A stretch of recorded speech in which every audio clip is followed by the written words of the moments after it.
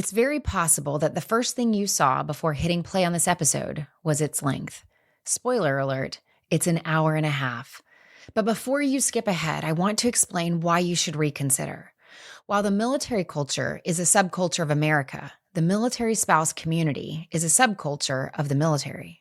Similar to our military kids, these subcultures experience a unique perspective separate from what service members and government employees experience.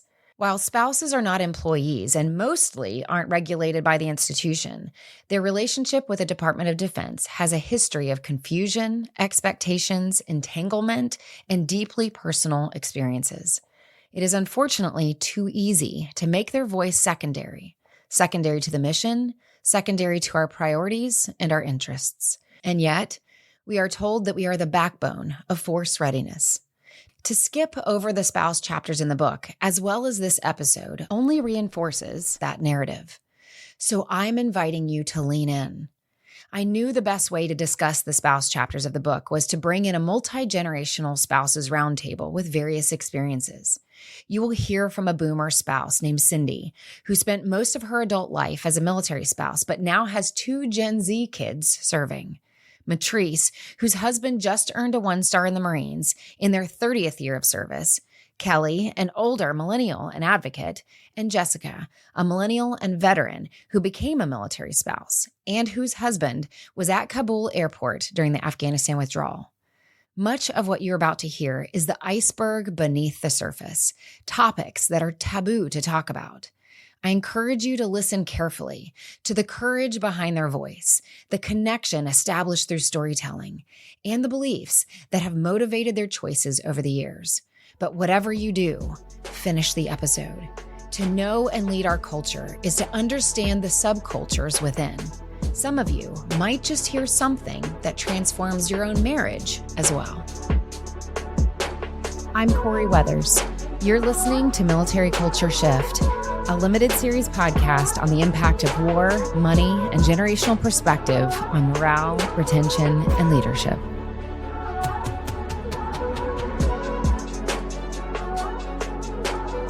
So I'm so excited to have what I think will be a really powerful and unique roundtable conversation of spouses.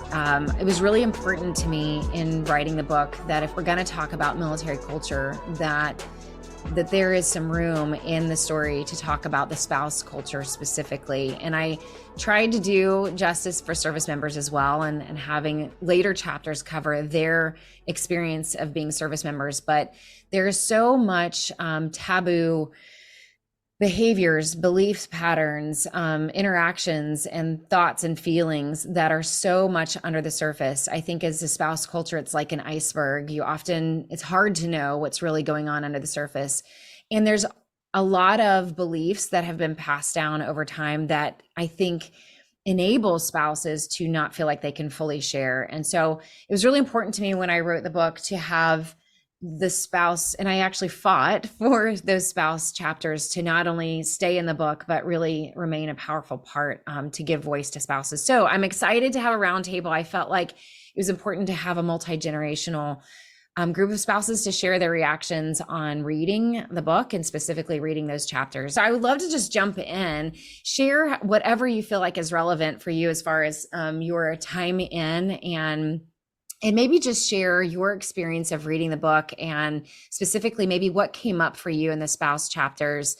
And we'll just kind of kick it off that way. So maybe just as you start, kind of share, this is Cindy or this is Jessica. Here's my perspective. So anybody want to start? I'll go ahead and start. This is Jess Rudd. And, as I specifically was reading the spouse chapters, I felt like Corie was able to articulate saying like that quiet part out loud. And it's like, oh my gosh, like, I think we were all thinking the same thing, and Corie said it and said it well, and kind of represented the population of a whole. Corie did a great introduction. I'm a former Marine. My husband's still serving active duty. So we were dual active duty at a time. At one point in time, went from enlisted and then commissioned to an officer. So I think, for this conversation, we've seen the military through many lenses. As well as myself deploying towards the first quarter of the war. And then, like Corie mentioned, my husband kind of going to the withdrawal. So I'm really excited about the conversation, but I think to kick things off, it was like, man, we just really said that quiet part out loud, and I really appreciate that. Yeah, I read that just your first 2-3 paragraphs of your book. I mean, I had to put it up for a month. I put it away. I left it on the side of my bed, but I had to put it away for a full month because it hit so hard. And, we were still active. So my husband went in 1988. So we actually just retired August 1st after 35 years active. We were prior enlisted Air Force, 9 years, and then security police, Desert Storm, all of that good stuff. And then he switched over Navy, hospital. So he is Navy Nurse Corps. And, altogether deployed over 1,600 days, was gone a lot. We came back from Afghanistan probably about 10 months before they withdrew. But for everybody, that day that withdrawal, I mean, I remember exactly where I was the moment. Everybody says they knew where they were. 9/11, President Kennedy. I will never forget where I was on that day that they withdrew. And I heard that on the radio because it, like you said, everything we had tried to calm our husbands of for the last how many years, it was like fire, and it still hasn't calmed down. So I do have 2 kids active duty. I have 2 more. One's going to be working Army cybersecurity, but he's civilian, thank God. One getting ready to deploy again, and back in Desert Storm, my husband said, if we leave, we're going to be back here in another 15, 20, 30 years. And now it's our son going back. So lots, all the stuff all you ladies are feeling right now, we're feeling too. But we did finally, August 1st, we retired, and it is good on the other side. It is. I'm loving it. So. Well, that's good to know. This is Matrice, and Cindy, thank you for that. I'm going to just take you at your word. We're at the tail end, but we can, definitely see the light at the end of the tunnel. We are right at 30 years. It'll be 30 years in May. And I can't believe that I can actually say at one point it was like, wow, double digits. And now we're like, oh, 30, we're talking decades now, right? So there's that. We also, my husband and I have 3 children, and 2 of them are currently serving. I apologize. One served, he was in the Marine Corps. He transitioned out after 5 years. So he is a Marine who transitioned out in 2022. And our youngest is at the Naval Academy, and she is a second class of junior. She wants to fly for the Marine Corps, and no one can change her mind about that. No matter what they say, it is still what she's going to do. And I encourage her to do just what she is feeling passionate to do. I fan flames, I don't extinguish them. So we are a proud military family. I did not come from a military family, but I do feel like this military culture conversation is definitely needed, because I think about when we moved to Japan, we moved overseas to Okinawa, we had to have a culture class in order to successfully, peacefully live in someone else's country, and to learn about the culture of the Okinawans was key to us being there. And if we didn't learn about the culture, we would have done a lot of things to offend or to break rules or laws or customs and cultures. So if we think of culture in that way, I think we should also talk about our military culture the same. Okay. Hi, everyone. This is Kelly. I just want to express some gratitude right off front. I'm feeling a ton of emotions right now, just listening to everyone, and feeling to be held in the same space and have these conversations that extend from the book. So recap, my husband joined, we have been together since 2001, college sweethearts. He joined in January of 2004. So if you do some quick math, he hit 20 years last month. We very quickly were thrust into almost literally every story, Corie, that you highlight in the book for the past 20 years. Like, I was jotting notes of like, yep, that happened, that happened, that happened, that happened. So that was wild. He deployed first for the troop surge to Iraq, and then also the troop surge in Afghanistan with special forces. So the op tempo was crazy and high, and I was thrown in really quickly. When he came home from Korea, we got engaged, and he convinced me to move to Fayetteville, North Carolina with him. I still don't know what I was thinking when I agreed to that, because he brought me to Fayetteville and then he basically left. He was like, and I'm deploying, peace out. We had to figure out how to get married, all the things. And it was aptly named in your chapter trauma bond. Like, I am so appreciative to have words for that now. I feel like if I were to sum up my opinion about the book, the feelings that I'm experiencing as I'm reading the book, I think we keep little boxes tucked away somewhere, or we put all of the hard stuff that we go through because we have to, and we don't want to call attention to the box. We don't need, like kudos or pats on the back for the box of hard things, but we put it somewhere. And I feel like I've had it really guarded, and I'm frankly scared to go near it sometimes. And having the context, like what's going on in the world politically, all of the things that we knew were happening in the moment. But now when we look back and try to sort of draw threads through our lives and make it make sense, it's hard, and we give up because it's hard. But having the guidance and the guardrails, really, of a lot of the context that you have given us in the book has helped me kind of get closer to that box and be appreciative and curious, and compassionate to myself for experiencing it. So yeah, tons more to say, but this is just so great. Well, thank you. I'm so grateful. I mean, I think that was the goal, is to, I mean, as a clinician, if we're not talking, then we're hiding, and I really, and I think also as a clinician, the truth and honesty has always been very important to me. And I feel like, especially in sessions when we talk about healing or being well, a lot of times it's about saying the hard things out loud and then realizing they're not as scary as we think that they are. And then how do we actually live in an authentic way, in a way that's congruent both on the inside and on the outside? How do we live in a way that's authentic and congruent without feeling shamed by our own minds or by the culture or by whatever, right? Like, how do we, but also at the same time, we all are kind of the split personality of also appreciating the wonderful things about this community and not wanting to taint that for other people. And so there's like this tightrope that I think spouses especially walk on, is this is really hard. And I also really love it, but it's not always one or the other. And so you're kind of like going back and forth on any given day, and just being able to say that out loud, to go, you know what, today I really am hating it all, and tomorrow I might be loving it all, and it really just depends. And so thank you guys for your kind words on that. I feel like it's a success if people are talking. So thank you for being willing to, I think you're right, Kelly. This is a sacred circle that's risky. Let's just acknowledge that, like, it feels risky to have this conversation. I even feel that. And I think that even in writing the book, I had those moments just by myself writing the book and going, why is this risky to write? Like, it shouldn't be. And there's something wrong that it's risky to have this conversation. So I think this is the beginning of these conversations, and how do we do them well? So you brought up the relationship, the trauma bond. We'll get to the actual trauma bond here in a second, because that is a very risky thing to say out loud. So we won't start with it.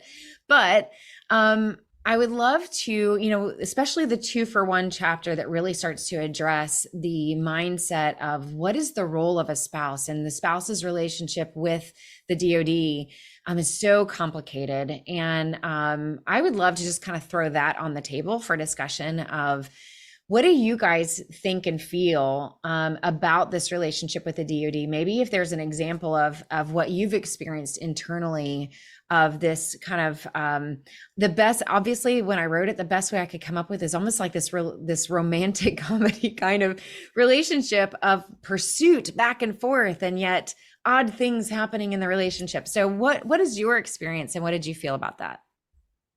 Well, if I can start, I want to just say thank you. Also, someone mentioned it in their introduction. You have given us words for things that we have felt for years.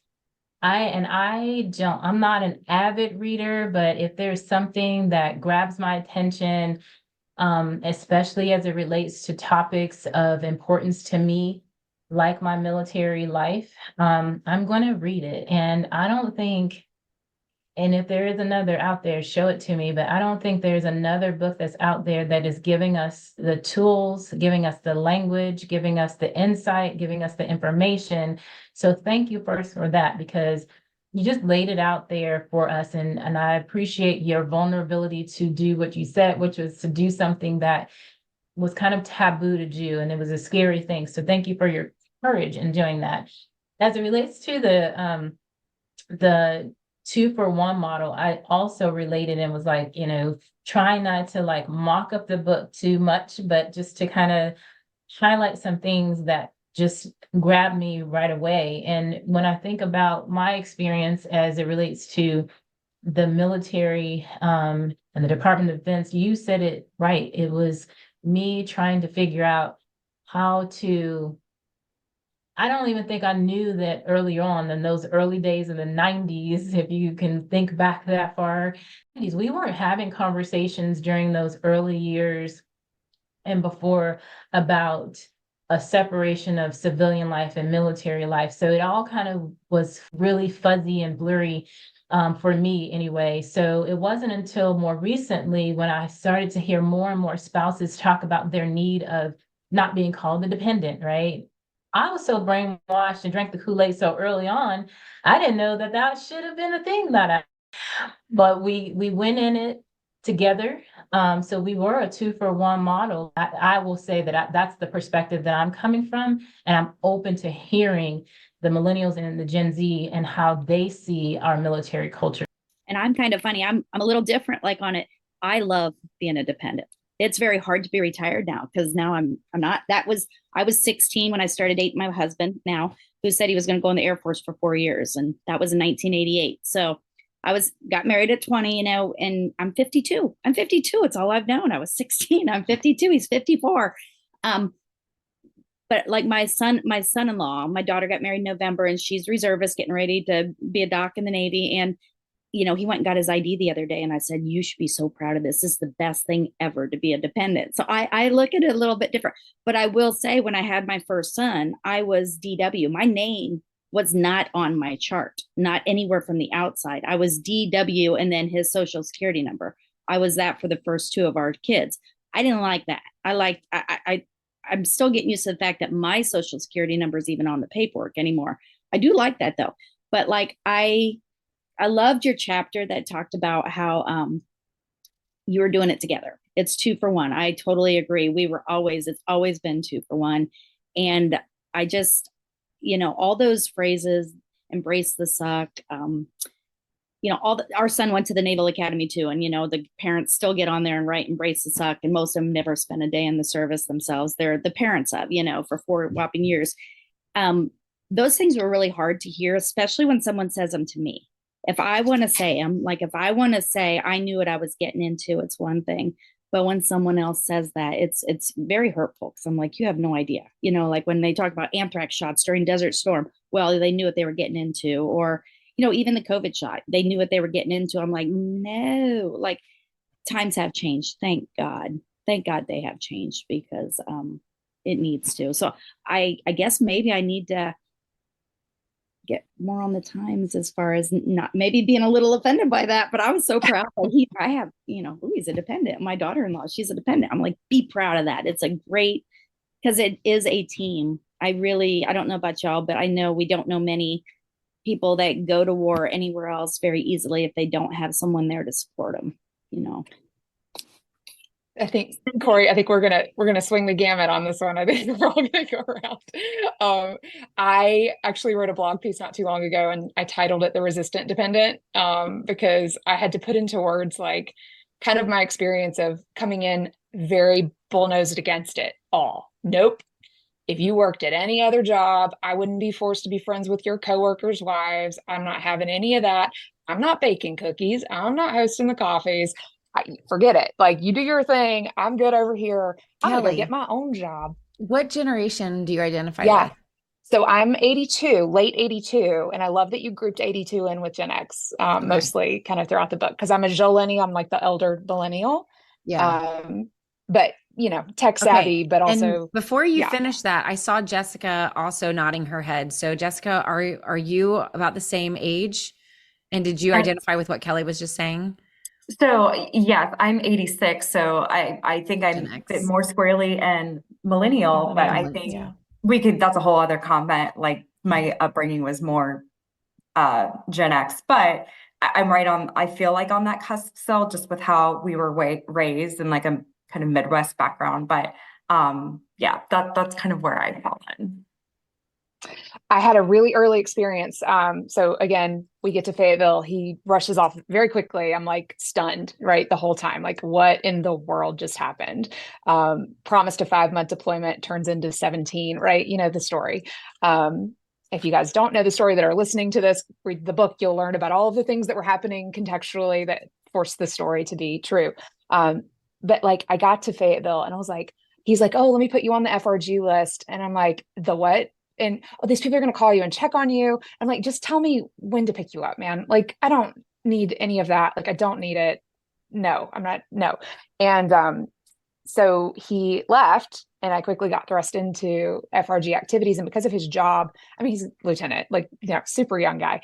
And he was supporting whoever the person was in charge of the group that he was with. I don't even know the details, but apparently it was assumed that I was supposed to be assisting, you know, the person in charge's wife who was handling some of the events and things.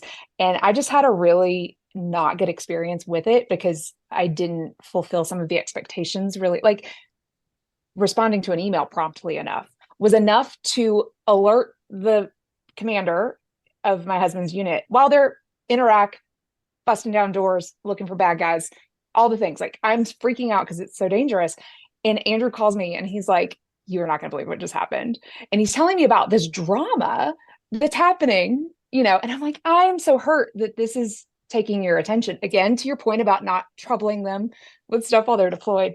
So I had just and it wasn't a fair taste. Everybody stressed out. We all acted badly just because we were in that space, but that stuck with me for a long time. Pause right there for just a second, because there's several things that just happened in your story. And Cindy, I love that you're coming at it from this generational perspective of like, I had so much pride in that role. And I think, I don't want to say that you're a boomer, but I'm, you know, in that generation that's really just, there's so much pride and there's, an opportunity to stay home. And I would say millennials are saying that as well. They now have the opportunity to stay home or work, right? And so saying the same thing, but meaning something different.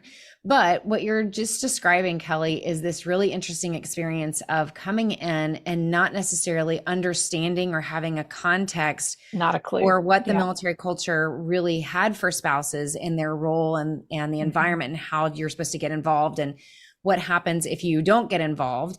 But then there's also this interesting thing that happened when you did not fulfill that role according to expectations, that someone is calling to not just criticize, but almost like this feeling of you're in trouble. Totally. And then you also have this really odd moment of guilt or shame because you're causing distraction. There's so many themes all happening at once that the culture really has taught. And some of those are for very good reason, but when they're all jumbled up, it's really this interesting moment where if you're caught up in it, you're caught up in it because like, I will do anything to keep you safe, even if that means to completely repress and live this role out and whatever, if it helps you. But I see Matrice has her hand up too. So it's just, do you see all of those things? So much. Yeah. This is just a continual conversation from what we've already been talking about, and just kind of, I can connect the dots a little bit. So I'm right there with Cindy. I'm kind of in between Cindy and Kelly, I think, because I was really, I will say the word, we didn't use the word mentor before 2000s. I don't think, at least I don't remember hearing it.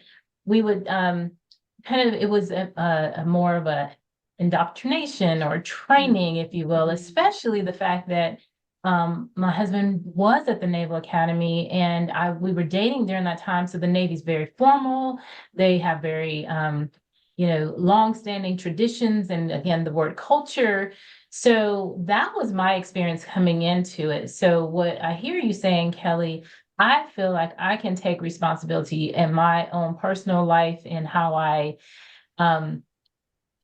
didn't make myself available to do more in bringing in the next generation, because what I remember was just this is how we do it, you should do it. And what I started to see between like the mid 90s in the early 2000s were a lot more spouses coming in saying, I'm not doing that, which then made my generation pick up more, be more resentful towards the younger generation coming in, make all of our, assumptions about the millennials and being entitled, and all of that negative thought came in because you all just had a different way of seeing it. So I would say that as it relates to our military culture, that we just didn't do a good job of listening to what you were saying.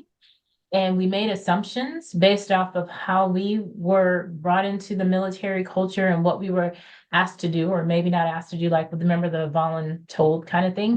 The millennials just weren't doing that. And so that's just how I saw it. And that's why I said now at this point, I want to, maybe, I hope it's not too late, but I want to hear more of what the generations that came, how you see it now. If you didn't want to do it the way we were doing it, right? If you follow that, if you didn't want to do it that way, where someone's telling you, this is what you're going to do.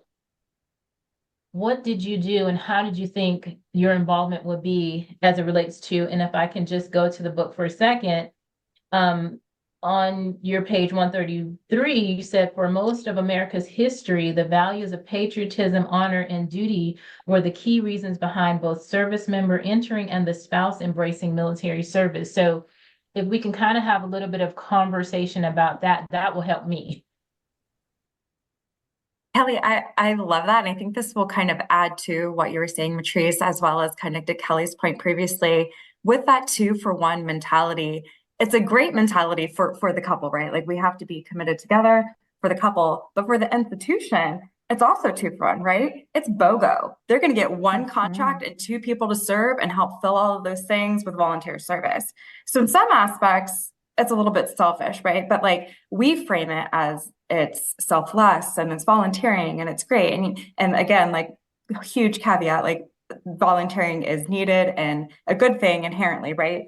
But if you flip that script, I love what Kelly said. It's like, my sister, who is a complete civilian and her husband is a consultant, like, would not go and after parties and do all of these things. And he's never going to come. And there's no pomp and circumstance. When he walks in the door, he gets an award. It's just like, oh, this happened. So in that regards, I like, then this might be a little bit of a shift, how the military spouse is such an asset with all of this kind of 2-for-1 mentality. And if they're such an asset to the institution with helping with the climate, there's not a bi-directional relationship with the service that they provide, and then the say and how they are also affecting, right? So you hear about climate surveys and how they're affecting the command and stuff, and that is very work related, right? But if we're also going to be a part of it and you're helping in a FRG capacity, you don't have a say in what is actually happening, right? And dare we say anything at, the expense of our spouse's rank and reputation. So those were just a couple things that are probably all over the place, but wanted to kind of pull together into that narrative. So, Corie, if I can't, Jessica, yes. And also want to say, like, having had some distance from that early phase, like, and the whole point of the piece that I wrote was like how I came to realize, like, oh, I need this. Like, I actually needed to get involved. Like, it was like kind of a yearning that I missed it to begin with, that I came in so stubbornly and, didn't really like wield to it a little. But also, you're going to have different types of people who are joining. And I would venture to say those of us who are more like me are probably not going to be as eager to join. I love that you brought up Cynthia Enloe in your book, Corie. I kind of fell down a bit of that rabbit hole last fall doing some research for another project. And something that I came across had to do with the fact that essentially as appendages, as dependents, we are sort of institutionalized along with our service member, however, reap almost none of the benefits that the institutionalization provides, or the institution provides. So, we can come along, but not as the primary. I forget, there's a term for it that service members say, like, you're the pacing agent or pacing item or something. I forget I've heard this before. The service member is that's that's the asset. And granted, we are crucial to keeping the asset running, committed, supported, all of the things. And you lay out so many examples, to include the MFAN example around the attention for first it was the housing, and now we've moved on to food insecurity. I mean, we're trying to raise the alarm for all of these things because we're not feeling like that's being contributed back to us, and that we are actually valued for being the two of the the second part of that 2 for 1. So yeah, there's so much there. But don't you think when we were in that position of doing all that, we also started having kids, right? I mean, and from when I had my first son in 95, and then my daughter in 97, and my other son in 2000, and then another in 2003. Oh, good Lord. I gave it, I was barely getting by. That's why I still eat applesauce. I was barely getting by. So the mentoring kind of just stopped. And you know what? I appreciate the personalities of the spouses that came in and said, oh, hell no, I don't, that's don't tell me what to do and tell me what I have to do. So I do appreciate that. But I think that that's kind of where, and, really, let's face it, that's when everything started getting weird, and the political correctness and everything else, and like you wrote in your book, the don't ask, don't tell. I mean, and everybody thought that was a great thing. But, for us that were living it, we're like, are you kidding?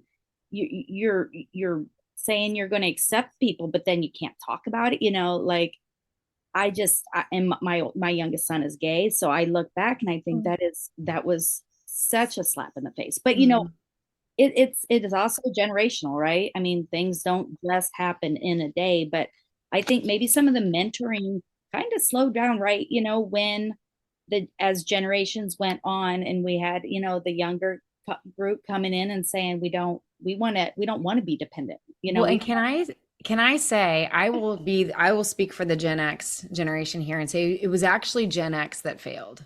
I will just say that it was the Gen X generation that failed because they tend to be, Kelly's going to go, what? I want to push back because you guys are like putting a lot on your like a failing on your part. And I don't think that's true, because I don't think there's any type of mentorship that you could have offered me at 20 years old that I would have received. Yeah. So I just want to tell you guys, like, please don't do that and don't hear that. I don't think I would have heard it, and I wasn't here for it at all. You're right, or absolutely right. And you caught me with the same belief system that Matrice is, right? So like there is this systemic what happened from a high level zoom out, what happened. Gen X was already so weary that they didn't pick up the baton and do the things that they saw the generation before them do. Because they were like drowning in, immediate deployments and immediate like coming into the community, and it was just drinking from a fire hose. And so there was no time to learn how to do these things I think we valued it immensely because we needed it so bad. But I think Gen X, who leans towards that entrepreneurial spirit and the independent spirit, that's where I saw things break down from a spouse perspective. We were not hosting events in our homes anymore and opening our homes. It was like, let's just get all the kids together at the ice cream parlor and call it a coffee.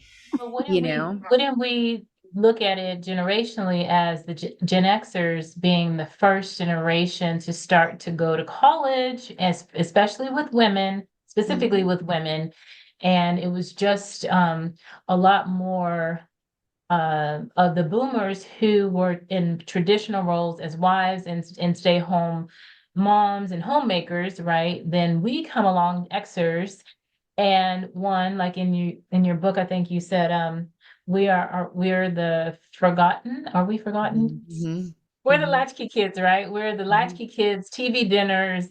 My husband and I always, when we met, we were teenagers, and we connected by talking about the after school specials, because we were like, I had the more after school special story. And he would go, no, I had the more after school special story. And we connected by talking about that kind of being raised on our own. And then that pride of, like, hey, we did pretty good. So from that perspective, I think that's where I would say that I would be taking a little bit more of the responsibility in how I communicated to the next generation, because the generation before me didn't listen, didn't ask questions. They were definitely more about, this is what we do and this is how we do it, fit into this box. So for the millennial generation, we can say, we'll take the credit. I'll take the credit for being the first ones to like wiggle open the box so that you guys could break out of it, because we were probably the first ones to start to go, I don't know, this box doesn't feel very comfortable. I don't know that I fit into this box. And we were kind of shifting it around. The millennials come and say, you know, you don't even have a box for me. So we're just going to create our own boxes and deal with it. Z comes in and said, there's a box. I get in trouble for that one, but I'm just saying. No, I think it's great.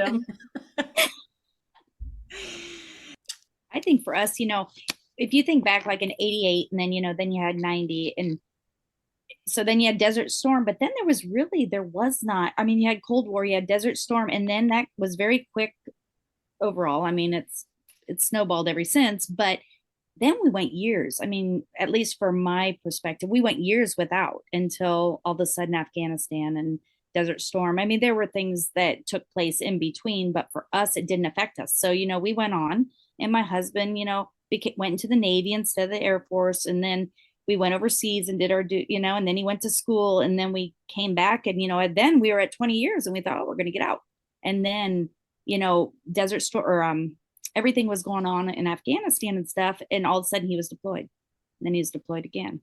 And then he had to, you know, Gitmo at the detainee hospital. And like, I feel like at least for me, for like 10 years, it all just kind of stopped. So when we went places, a lot of times we didn't even live in base housing.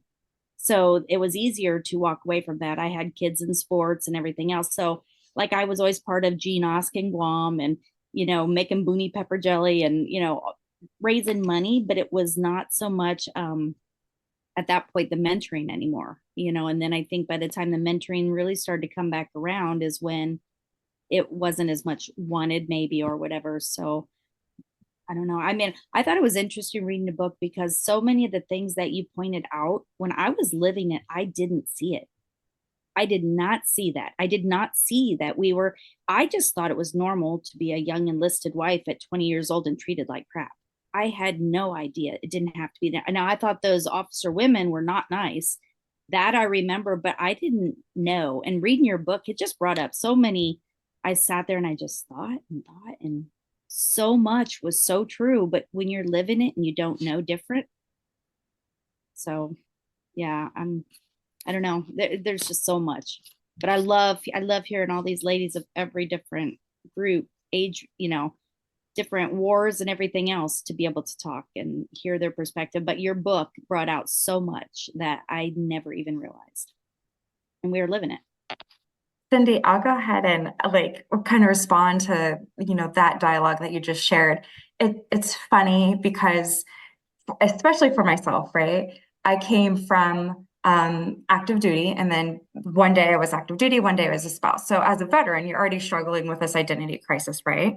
And now I'm a spouse, and now I have to like literally recalibrate and having this identity crisis. I don't know what sandbox to play in, and I like show up to things, and I don't know the lingo. I'm trying to assimilate into another culture. So it's not even cycles, it's like waves, and it's like a crazy map to try and, as I reflect and think about the journey that I've been on and how I've supported my service member and the broader institution. And it was, you know, trying to figure out who I was and what sandbox to play in, and then serial volunteering because my spouse was gone all of the time, to then my spouse takes battery command, and then I'm like, oh crap, am I going to be doing those things and hosting these things? But it was we were geobatching at the time. So I'm like, I can't do this. And now I'm working again. So I've had to like go through almost a grieving process to accept and allow myself to step away from those kind of responsibilities. And then I feel I'm currently in my rebranding phase era, right? So I'm allowing myself that it's okay to be a spouse. And my husband and I joke all the time that this duty station probably, my husband's not deployed. He's, in an office all day, has probably been one of the hardest because we're on the tail end of our tour at 20 years and we don't know how to live together. And it's almost interesting when you're preparing for retirement too, right? So it's like we're really good at like surviving, right? Like rut versus routine. And we're really good at that and living parallel lives for 20 years. And so I'm almost thankful in a lot of regards too, that this duty station has calmed down and gave us a little bit of normalcy before he retires, because we've needed that. And we didn't know that at the time. It's like, we should be so thankful for all of this and having some kind of, retreat besides the Afghanistan withdrawal. And that's a whole other story, but there's a lot that we're learning right now. And I'm just sitting here looking in the rearview mirror of like the last 20 years and all of these cycles. And yeah. It's good though. I mean, you look back now, and I know that's a crazy phrase, but so 5 years ago, my husband came back from Afghanistan and ended up with a traumatic brain injury. So for 5 years, I can talk on this side of it, still be in active duty for 5 years, trying to help him. And even though we're both nurses, trying to get him the medical he needed, trying to get him seen because he was not special ops. It took 3 years to get him up to Walter Reed to a TBI clinic. I won't go all into it, but it was a bit of a nightmare, plus mold exposure in Japan the year before Afghanistan. And we'll talk more about that later, you and I. But that nightmare of trying to go anywhere and everywhere and to be told over and over, no one could help him because he wasn't a veteran. Everything outside of the service, he can't be seen because he's not a veteran. I'm like, he has deployed over 1,600 days, but he's still active duty. He's not a veteran, so that nightmare. But I tell everybody, like I said, we have kids in the military and my son's about to deploy. And, we were blessed that John was always here for all 4 of our kids' births. And, his wife is kind of living she's 28 and she works full time. She hasn't gotten involved with the military side other than, when they deploy, just trying to help her to figure out even how to move forward in 2024. How do you move forward as a military spouse going to deliver your first baby, with hubby gone? And I said, I love the military, and it was a long, hard last 5 years, but I have to tell myself, I've been doing it my whole life. It is a good thing. So like you were saying, where do you find your place? And I'll tell you, it is a little hard to get used to the spouse being home all the time, but you will find it. And I still wouldn't take back any of it. I'd take back the head injury, but in probably the last deployment, but other than that, I wouldn't take any of it, and I don't think he would either. So that's one thing you ask most. I'm sure if you ask every one of your spouses if they would take any of it back, they wouldn't, And I definitely, and with a lot of what I've shared so far, I'm going to attribute a ton of it to maturity. Just as young as I was coming in, and as I thought my life was going to look a certain way and didn't realize that the military was going to have that much of an impact or that much of a gravity to the way that I thought my life was going to play out. And I always say, would never in a million years have chosen differently. I adore my husband. He's for me, we're it.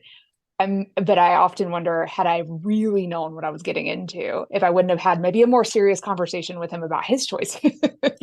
And I'm with y'all. I wouldn't take it back. It has created me into the person that I am. I now can see it, but it has taken a long time and a lot of work, truthfully, to get to this point. But I do feel like that I always tell people I came in sort of in a non-traditional way to the spouse world, into the spouse culture. I didn't come up through our groups or our commands or our units and supporting that way. I came in kind of over the top rail with bigger efforts, syncing up with national nonprofits and doing the work in the military space, working with 2 nonprofits and relocation, and with now higher ed for veteran support services. You name it. My passion is there and my draw is there. So the pressure to do as little or as much never really entered my mind, because I'm doing what I can do and what in the best way that I can offer. I actually am a terrible baker, so no one would have wanted cookies from me. So I'm doing everyone a favor. I will say though, to the point about feeling guilty, I have often wondered, and this is kind of a personal share that, my husband discounts every time I say it.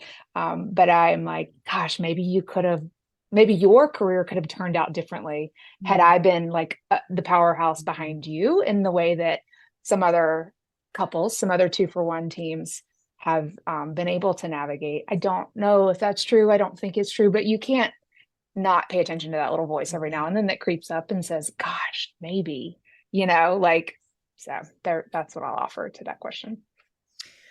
So thank you for being honest. And I can hear even Cindy in your answer. It's so hard to talk about some of the tough things without giving those caveats of, again, that tightrope of what we also love. And so I promise you that by the end of this conversation, we're going to share what we value and what we love and what, and I actually was speaking with a journalist today that was asking, what do the different generations think and say about whether or not it's actually worth it? Like, when is it worth it? And so I think it is important for us to lean on that, because I think there's generational wisdom to offer about how important this community is. So I promise that we're going to end on that, because I think that that's healthy, and I think it's good, because it's not healthy or productive to look on any of our lives, whether we're military spouses or not, any of our lives, to go, I regret all of these things, because we wouldn't be where we are, to Kelly's point. We wouldn't be where we are with the character that we've established and doing great things had we not been through the crucible and through that fire. And suffering deepens character. And so I love this community so much because we have deep bonds and deep connections and deep conversations. And that has come from a lot of suffering, I would say.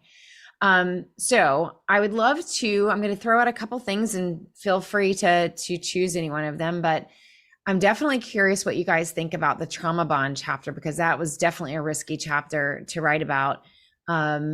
Just this idea that the institution itself can lead to institutionalization of the spouse, but also this, again, there's what Jessica said as far as like the relationship that we have with our spouse and wanting to support our spouse as a couple. But then from an institutional perspective, on one hand, you're praised as a spouse for all of that volunteer effort and praised so much for being the backbone of the force and making it possible for them to do what they need to do. And then at the same time, when spouses come back with that need, historically, I tried to really show every time spouses really kind of came back with, we're great to give more, but in order to give more, we're going to need more support. There wasn't always a welcomed response or a positive response. And many times it's often silence. Going back to your point about even surveys that are paying attention to the spouse's needs and paying attention to the quality of life issues and what do spouses really think. But then I hear behind the scenes spouses feeling like nothing quite comes from that. So is it just kind of placating spouses, or is there really actually care for spouses, or what is this dynamic that feels like I am dependent on the institution and they're dependent on me? And at the same time, it also can be quite abrupt and hurtful and painful when that dependency is not as loving as we hoped that it would be, or as much as energy as we are giving to it. So kind of some of your thoughts and feelings about that. You're going to have to edit me, Corie. I don't want to overwhelm. So please pay attention to how much I'm talking versus everyone else. But I do have many thoughts on this. First of all, I do want to say, I love that you've integrated the Maslow's hierarchy into your conversations about, and you always have. And that's I think the very first time I met you was at the conference, I believe you mentioned in the book, and you gave the talk about Maslow, and it literally flipped everything I thought I knew. I was already working in the military relocation space, helping spouses with PCS and, all the things, and couldn't justify in my own self, like, why was this so hard? This isn't hard. Why am I like losing it? Because I'd just done like 3 back-to-back moves. And having you kind of blow that open, in that we're still cycling through these kind of lower rungs of Maslow's hierarchy of needs, because we literally don't have shelter sometimes, and we're having to start over, and where our partner may be able to scoot back into work and mission and camaraderie and all of that, we don't. And then how often our personal needs fall to the very bottom of the to-do list of all the things. So that has stuck with me forever. And honestly, driven a lot of the work that I do around spouses, around helping spouses, around like encouraging them, like, no, it's okay. Like, this is hard because it's hard. It's unnaturally hard. So I definitely wanted to say like that is really important. I think for any, especially like new spouse coming in or someone who's kind of in the midst of it, to recognize that you have to make space for yourself to be able to like to churn through and cycle through those. And I'm excited for, honestly, y'all, I'm excited for the kids coming up because they're in touch with this kind of work. You know what I mean? They're not ignoring it like I did, or, maybe that's, frowned upon in former years. But that I thought was really, really important to point out. There was something else around passivity, I think, that really resonated with me. You talked about trained passivity. And the difference between being assertive and aggressive, or passive aggressive, right? And I'd never really thought that was a new concept for me, because I'm like, oh, I always thought that we just kind of resigned or acquiesced to it, that there were two types of spouse, right? That there was the spouse who was like all in, but there's a part of me that always has wondered, like, are you really all in, or are you just saying you're all in? Because what else are you going to say in order to like be okay with the way it's turned out, right? And that's unfair. That I hear it. Y'all, I'm sorry. I'm just going to, like, everyone listening, please don't hear me coming at you. I think that everybody thinks that. Okay. So, but then I'm like, why can't I not just let go and do that? Why can't I just bake the cookies, right? Or whatever trope. And I don't feel like I have it in me. And you called it out in the preceding the paragraph after you explained it, about there being an oh God, how do you say being ostracized? Ostracization. There you go. That's hard. Hard. Being ostracized because of your inability or non-conforming nature, to where you're like, I can't, like, I need to say the thing, right? I mean, this is me. Y'all, housing sucks. Like, we've got to do something every time. Nobody wants to hear that. It's hard. That's a big, hard problem to solve. Those are extensive contracts it's a hard problem. But, and the people that fought that fight and the families that came forward, were ostracized in many ways, right? So this is, anyway, I just thought that was really important also to just acknowledge, like, there's tension there. So can I just kind of piggyback on that, Kelly, where it just brought up a memory for me and my family, talking about the trauma bond, where I have felt stuck over the years, knowing that my husband is an officer, towing that line of not speaking out because no one wants to hear the officer's problem because it's so much worse for the enlisted. But then I'm like, but did we just sign housing papers that we waived mold and lead? Like, I don't care what your rank is as it relates to my family's health, like, but I didn't say that. And I, kept it inside, following with what was normal, because I was convinced that because it was in writing, and my husband was like, in order for us to accept housing, and I'll say that this was around 2002, because that was when my youngest was born, and we were moving to Quantico from a very beautiful house that we had built from the ground up. We were living that good civilian life, and he was a captain, and life was great until it changed, not until it wasn't, but it just changed. And when it changed, in that moment, didn't change for us for the better. We moved to this little tiny, duplex. Literally, he had to sign a waiver for lead and mold. This was if you're familiar with well, put it this way. We moved into housing that was on the list to be condemned. Like, it no longer exists. It is like, we go back now and we can't even find where we used to live because the building is no longer there. I want to say that we were probably one of the last families to live in it.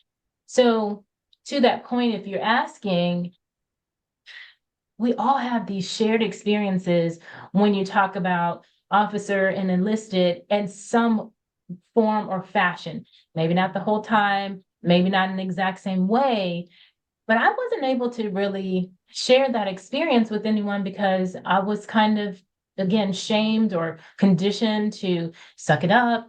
Your husband's an officer. No one wants to, be concerned about those problems. So it took me a very, very, very, very long time, especially when my neighbors, I was hearing the stories. I was pregnant at the time we moved into it. with our third child. Another family, neighbor of ours, moved in. We PCSed a few months later after giving birth to our children. We ran into each other in California, and her baby was suffering with some developmental issues that when we talked as moms, we kind of think that it might have had something to do with the house they lived in, because their house they had to actually physically move out of because they kept smelling the mold in the towels, because the towels were in the linen closet. And so then they moved out of that house to move into another one. And then, fast forward 8 months down the road, her baby's not developing and mine is. So those are the kind of things that when we live through them, they're real to us. But sometimes we aren't, whatever your group category is, you aren't able to express it or talk about it until now, which is what I want to say, like, yay, congratulations, kudos, all those things. But it doesn't mean that we didn't have, my family, me, I'll speak for myself. I didn't have the trauma as a mom of a newborn, that I wasn't concerned about the development and health of my baby girl. So those are just some of the things that were real life experiences for us. Matrice, I love that. And I think, this isn't like a bash on everything that we've been provided for, right? But it really does paint the whole trauma bonding narrative. So again, if we flip the script again, and I love that term, because the inverse is not true for our civilian counterparts, right? Like, I don't want to say we have lower standards, but they're more ambiguous standards when we think of healthcare and childcare and what's acceptable, right? Like, I've been a homeowner. I've always lived outside the base, which 80% of our military families do. And we have home inspections, and a crack in the sidewalk gets flagged, and it's like, you can't move in here until this is fixed. So when you flip the script and look at the standards that are lower or more ambiguous within the military community, it seems not fair. However, they are also providing for us. So then we have, they are giving you a roof over your head. So then you become so thankful, right? And you are so lucky to have education. How lucky it is. It must be nice to have those benefits. And then you sit here and you think you're ungrateful, and you're in this constant loop of validation and then feeling guilty for everything that your service member is providing for you, right? But I mean, my service member probably agrees with me in most of these things, because you see this every day in the military families, and that should not be the standard, but it is, and we accept it, and that's where we're stuck, and we need to move forward. So well said. And it speaks to what Kelly was saying, is that trained passivity. That's really, I think, the bond and the trauma of it all, right? Is that, I think Matrice, I agree. That's a great example that Matrice gave, where she felt this internal feeling of, I should say something about that. And then what is the process between feeling something and it coming out of my mouth? Like, what happens from here to here, right? And so what are the beliefs? What are the things that we're conditioned in that keep us from doing that very healthy, assertive thing to say, this is not okay, and I don't want to sign this document. Now what? Now what do we do, right? Or, hey, wait a minute, like, this is not something that would work in the civilian world. Why are we agreeing to that? And the millennials have started a really good job of like voicing some of that and going, this isn't okay. And I think that's shocked a lot of the other generations that are like, we can do that? Like, we can say that? Like, let's sit back and have some popcorn and watch what happens to their marriages and what happens to their careers. Like, how is this going to go? Because, something strange is happening between, I feel something. And that's why that congruence, or it just really became a stronger word the more that I wrote as I got towards the end of the book, this congruence mindset of, there's something about wellness in a soul when we can be congruent on the inside and on the outside. And there's a whole learning process of how do we actually communicate those things and communicate them in a way that we can be heard, where it's not aggressive, maybe not passive aggressive. And that's a whole other conversation on assertiveness. And do other people see and hear assertiveness as healthy, even if it is? Because a lot of people hear assertiveness and go, especially in the spouse culture, that's aggressive. And that was the big red flag for me when I started teaching. This was back in 2019, so not that long ago, when I was just in a small group of Leavenworth spouses going, you know what? here's an interesting topic that I taught years ago in substance abuse world. We're looking for a topic for tonight. Let's talk about assertiveness. And then just all these lights were coming on and they were like, we can do that? I realized the more I was like, I'm going to test this out with other spouse groups. And the more I tested it out, the more I realized there was this trained passivity and assertiveness when they were given the opportunity to be assertive.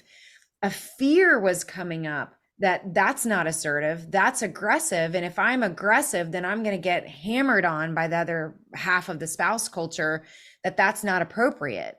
And so that's where I knew, like, we had this small population of people that are aggressive. And Kelly, you probably were labeled as that because you spoke up from the beginning, right? Because she probably was being actually quite assertive, not aggressive. But the spouse culture saw it as aggressive if you were not coming in or very early on taking on that trained passivity and like swallowing all of this angst or all of this stuff that now you feel incongruent. And then how does that play out in our marriages if we are not being honest with ourselves? I think that led to this imploding that I started seeing in the spouse community when they were also tired, also burned out, also struggling with their own lack of identity and careers and all those things jumbled up together. I saw this imploding that especially COVID definitely encouraged, this imploding of asking too much of an already exhausted, repressed community, the subculture of the military culture that was spouses. If I can just say, you said something really quick, Corie, about what do we do when that part where you wanted to say, this is not okay. Honestly, and I can't make this up. I mean, I could, but I don't think that I am. We were just told you don't have to live on base. Mhm. You have options. You either sign it or live somewhere else. And that was, again, how do you view that though? Do you view that as healthy? Because it could be, but how do you view that? Oh, that's the clash of the cultures, right? Because now you want to say, this is what's right for my service member because he's assigned to school. We're only going to be here a few months. I just read it. We can suck it up. It's not going to be that bad. Other people have done it. I mean, you start to say those things to yourself. I won't say that those things were said to us, but I think that because we were thinking, well, you're not the first one or the only one, so don't be the one, don't be the squeaky wheel. Whatever those things were that helped us to just live peaceably in the moment. Because again, I'm mad because we had to sell our house in the moment of the time where the orders got flipped. So if anyone has ever had that happen, I'm sure no one has. We're told we're going to Okinawa. So we're like, okay, going overseas. We don't want to be homeowners and having our third child going from 2 incomes to 1, all of the perfect storm, right, of things. It's a great time to sell a house. And it was actually at the beginning of the housing market, what we made out because we were the sellers. It was 2000. It was the early 2000s. And our house sold in 2 weeks. So that was great, right? And literally like 2 weeks later, his orders changed and we didn't go to Okinawa. We ended up going to Quantico. So when you put all those things together, like Cindy was saying before, I think just in the moment, you don't really have a whole lot of time to process it before you have to make the decision to, okay, figure it out on the fly, make the best of it. And then here we are years later telling the story. But I think there's enough to unpack there to know that one, what we lived through was not a figment of our imagination when we thought it wasn't right. And I think that for me, I'm still unpacking that emotionally, right? I still have to find a place and a space to find it okay to talk about and share my story, especially now that we have been in for so long without being offensive to someone else or to think, well, somebody else had it worse than you. So again, this is the part of the chapter where you're talking about, if you just think about it as a human being and a human right, we would have a different conversation. Before we end on that positive note, because I want us to be able to do that, I would really love to throw like the softball at you guys and ask, What was your experiences of how the 2-decade war ended with Afghanistan? What was your experience like, given what you had given as a family? Because I know that there's civilians that are going to listen to this, and I think for a lot of our American culture, it was just another thing in the news. And for a lot of people said that there was concern that America had even forgotten that we were at war. So for it to suddenly end, like, there's a lot of feelings there. So what was it like for everybody here? Well, if America had forgot, none of us forgot, right? I mean, you never forget that.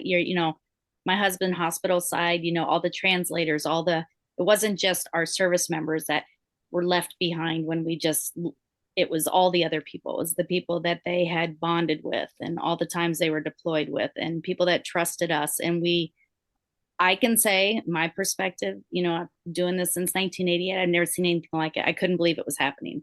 It was not normal. That's what I tell people. It was not normal. The Capitol riots were not normal. There's a lot of things that have happened in the last 6-8 years that are not normal. When I married my husband when I was 20 years old, if I would have drove across the flight line without the green light, I would have been jacked up along with my kids face first on the flight line.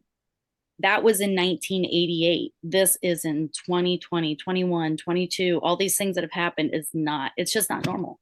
And it was devastating for everybody that's ever been there and devastating for all of us spouses. You couldn't have said it better when you said that we tried so hard to keep these guys in one piece or girls in one piece. And then it was like, oh my God, you knew it was like starting all over. We were all going to have to start all over. And it's years later now, and it's not better. Cindy, I'll go ahead and add a little bit to that as well. I promise this all ties together, so bear with me for a second. Talking just previously about trauma bonding and then kind of the shift to this 20-year war.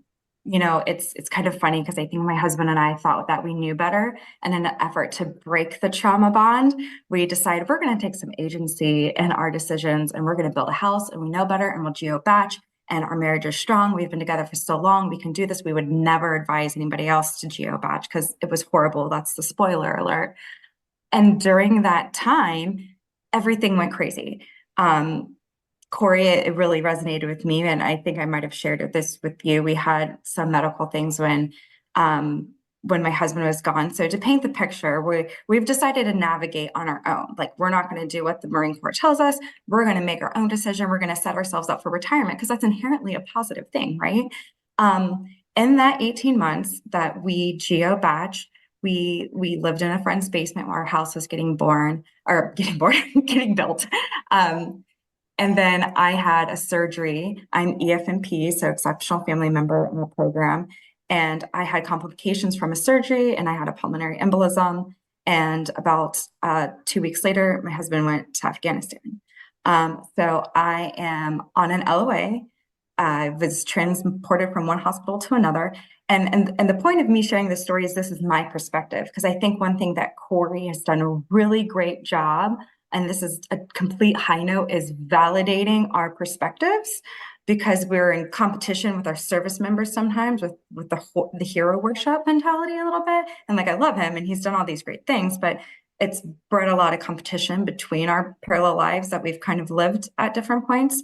So this is the culminating kind of, crescendo of our own story in the military and the war at the same time. So he leaves. He has 2 weeks notice. I'm like, can barely even stand up straight and had surgery, and I'm on my own and with my kids, and I'm supposed to do everything and just suck it up, and no one knows what's happening. I'm living in a friend's basement during that time. And I can only speak for myself, not my husband.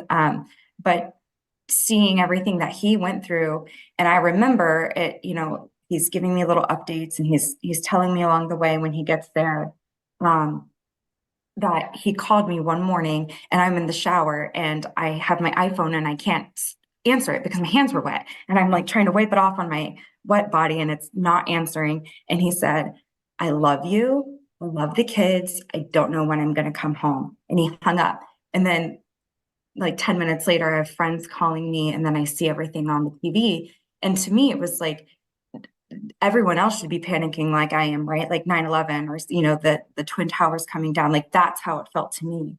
And sometimes it shocks me when people don't know the words HKIA. They don't understand. Like I feel like that should be in everyone's vocabulary like it is for us. So seeing him on the other side, it's almost romantic in a way that I was there towards the end of the war, and now he kind of went there at the end. But we're still navigating all of them. And he came home in the middle of the night. There wasn't a big, I mean, it literally is like, our Vietnam. And it was raining. There wasn't like a lot of pomp and circumstance to the homecomings you see. And I'm like, look how great this effort was and how like low the level of effort was for supporting them. Missed funerals for the service members that were fallen. It was just to the congressional hearings afterwards here in DC, but was told, I don't think you should because that would be a bad look for you, and blocked once again. So it's like his voice, he's struggles with the moral injury part. Those are his chapters. These were my chapters that I'm speaking on here today, but on his behalf, we're still trying to navigate all of that. Because there's a lot still to unpack from all of that. I just want to honor that for just a second because it's really hard. Speaking of the spouse culture, you did a really great job of describing what can sometimes feel like this strange, weird, and unfortunate competition of who had it worst.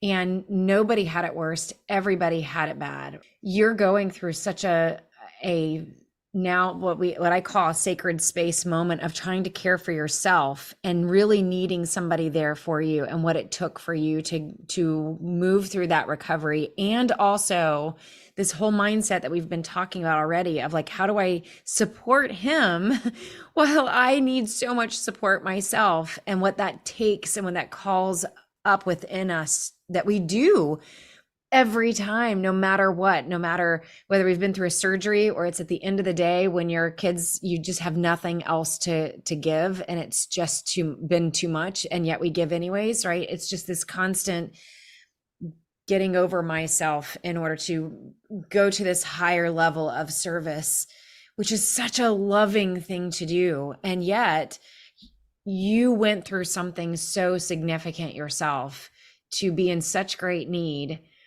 and going through something where you needed someone too, and it was traumatic for you. And yet felt like so much was being asked of you, and then continuing to give after that as your spouse is coming home, having to now deal with all of that and move through his own healing. And then how do we heal as a couple? For a lot of spouses, I won't claim that this necessarily happened to you, but for a lot of couples, the spouse doesn't get the healing that they need to recover from what was a very traumatic moment for them. I mean, you can just hear the way that you described trying to answer that phone in the shower. That is the way that you recounted that is almost a trauma story. We all know what it's like to get that call and to know something is happening and you can't get to the call, and you will never forget that moment. And so for a lot of couples, it turns into what Cindy was saying is, I guess I'm just going to push down what it is that I'm needing in order to heal, because your need and your trauma is bigger than mine.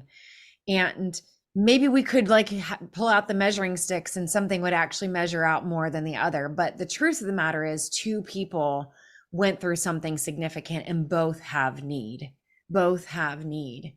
So I know we're almost out of time, so I want to give the others a chance to share too, but I just want to honor your story and the great way that you articulated that, which is really hard to articulate. So thank you, Jessica. My husband left for his most recent deployment in 2019, right the day after Halloween. He took off and went to Afghanistan. So if you do some more math, he was gone for COVID. He was supposed to be home in February and did not come home in February. So he wasn't there for the withdrawal and everything, which I'm appreciative of, but came home during, all of that. And to everyone, I think, has made the point of, swallowing your own heart and, we're good. But that was really hard. That was a really hard time, especially to be alone and solo parenting and really fearful. My COVID pod consisted of, a county health nurse who was actually my bestie, but she was testing people for COVID on a daily basis. So that was the risk that I was willing to take. And when he came home, it's funny, you forget that you're holding your breath. And then it had been so long since he had deployed that as soon as he left again, it was like this flood of like all of that trauma being revisited and just opened it. Like it didn't realize how close to the surface it really was, you know? So I tried to gauge his feelings, reactions. I don't have firsthand experience of being over there. I have my experience, which is very different. So I wanted to make sure that I was calibrating based on how he was doing. And I actually think, I mean, he shared this with me before. I don't want to speak for him necessarily, but he managed to reach a level of closure on that second or the last visit. It was a different era, and his mission was very different. And it was much higher level. So he was able to get a bit more perspective on what actually was kind of shaping up to be happening. So yeah, I think it was just hard. I don't know. I don't have words for it yet. I think we're still processing, but there was a lot that happened between 2020 and August of 2021, right? Totally. There's a lot happening in that like year and a half. Mm-hmm. So I want to be respectful of everybody's time. Just to close, I just as a curiosity, I would love to ask the question that the journalist asked me today. Where do you feel like it was worth it for you guys to be in and be military spouses? And what would you say to that question now? Well, I will start because it's a really good segue for me from the last question to this one. And it'll probably be the last time I get to say anything before we end. My heart, and if anybody knows me, I'm extremely passionate about my military family. It is beyond my military community, is my military family. So you all have just been welcomed into my family because now I see your faces and I can call your names. I actually wrote it down. It, like Cindy, it's the only thing I've known for my adult life. And I did go into it very expectant of having a good life.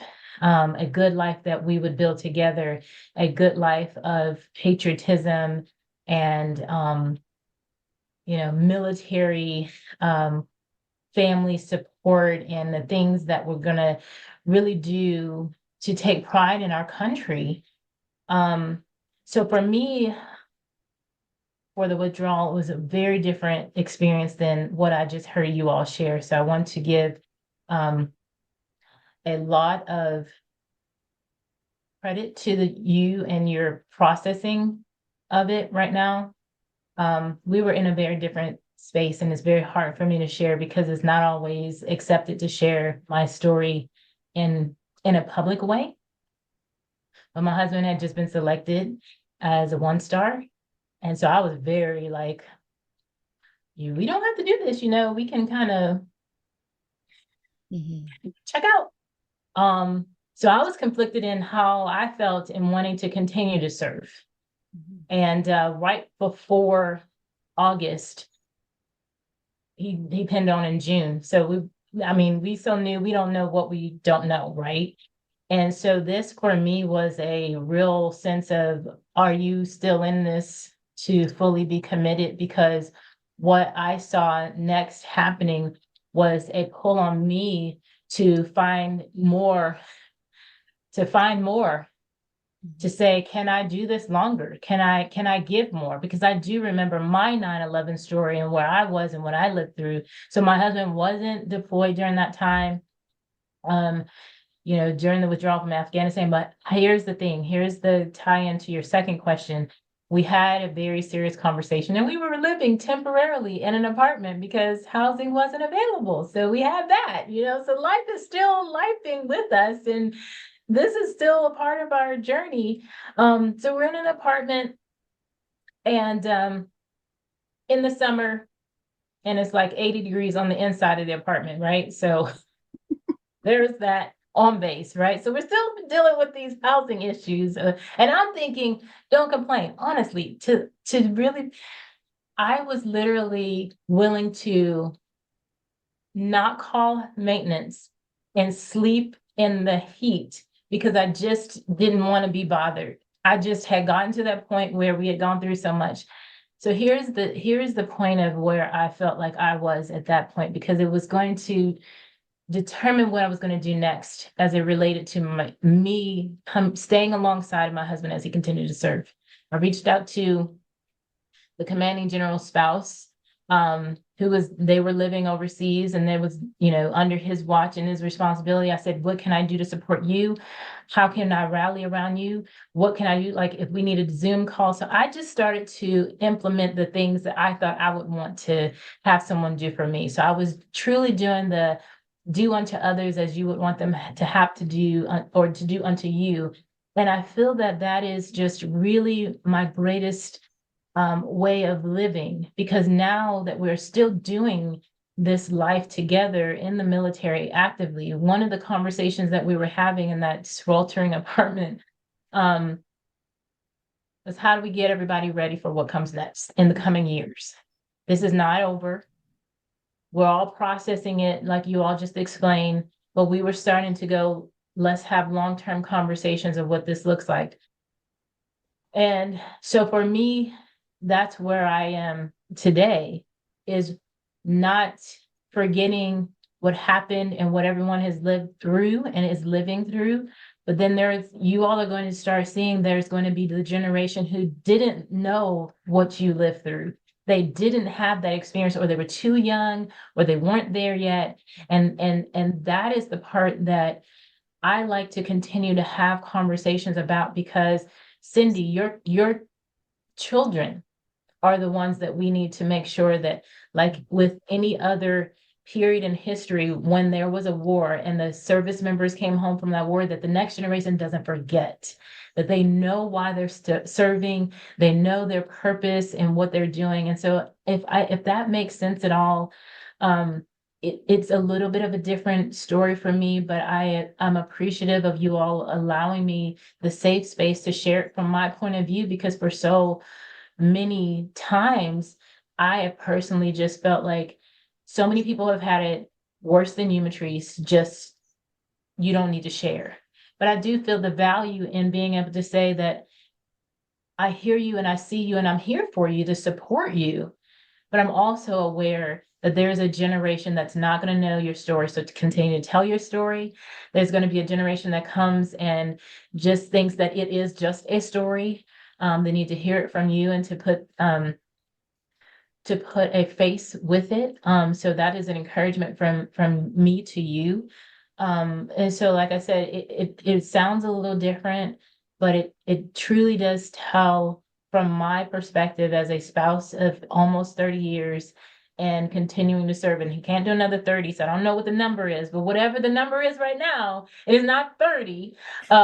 But we are still serving, and we're still serving with patriotism, honor, and support. So that's just from my heart to yours. I already told you. I mean, patriotism, it's got to stay that way. I have hope. Hope is a big word right now. Hope and patience. I wanted to just add, and I have this conversation a lot, and actually, Corie, you and I had the experience of talking to a big group of civilians recently, and the conference was called The Divide, because we're trying to bridge that between the civilian world and the military. And we forget sometimes, being in the culture, what people don't know. And there's a little bit of reputation management, obviously, in play there that we need to be mindful of. I wholeheartedly agree. We need to be careful about coming out and only critiquing, but I think that we critique the things we love, and we do it because we love that thing and we believe in the thing, and it's worth fighting for, and it's worth improving and leaving it better than we found it.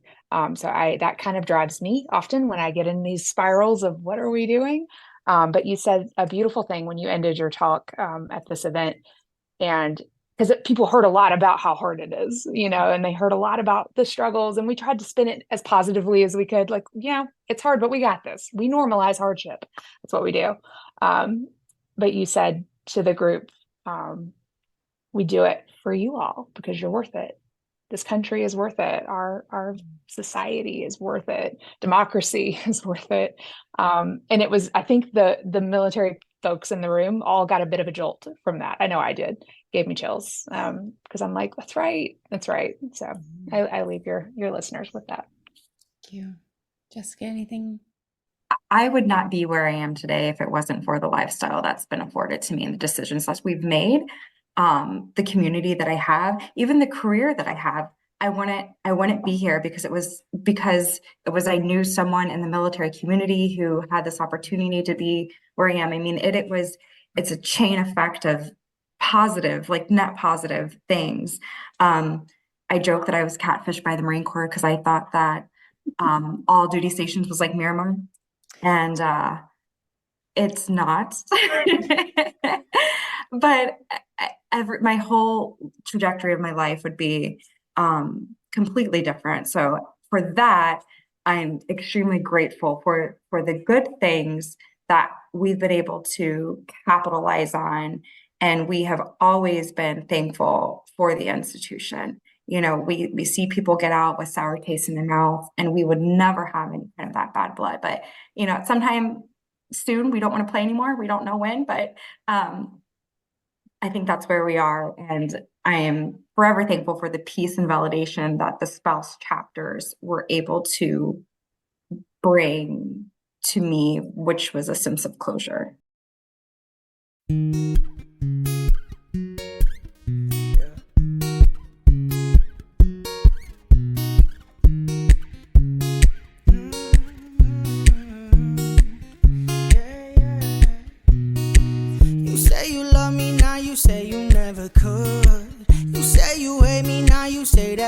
Good. Thank you, delusional. Thank you, misunderstood, girl. Yo, why you acting a fool? Now we can never be cool. Like a winter wind breeze on a rainy day, please. Just go away. Don't come back any other day. Don't want a relationship anymore, and I don't care if it hurts. I've seen that act before. Out of all the people in this entire world, you were just one girl. Don't ever think for a second that you are irreplaceable. I try to keep it inside of me, but my heart too cold. This is how the story go. I hope you know it's all, 'cause you say you love me, now you say you never could. You say you hate me, now you say that we are good. Thank you, delusional. Thank you, misunderstood, girl. Yo, why you acting a fool? Now we can never be cool. Like a shooting star, we were only just a dream. You wish the best for me. I wish that you would leave me alone. Take your people, take your clothes, take your pride and take your phone. Leave a message at the tone. The Military Culture Shift podcast is sponsored by New Res and written and produced by me, author, speaker, and military clinical consultant Corie Weathers. The closing credit song is Cool, written and performed by Army service member Tyler Smith. This is a supplemental leadership podcast for the book Military Culture Shift, the impact of war, money, and generational perspective on morale, retention, and leadership. Copies of the book can be purchased on Amazon, militaryfamilybooks.com, and your other favorite retailers. More information, including graphs, data, and other resources mentioned in the book, can be found on my website, CorieWeathers.com. But you just blame it all on Jesus. He's not the reason for the way that I've been treated, girl. Girl, why you acting a fool? Now we can never be cool. Now we can never be cool. Now we can never be cool. Now we can never be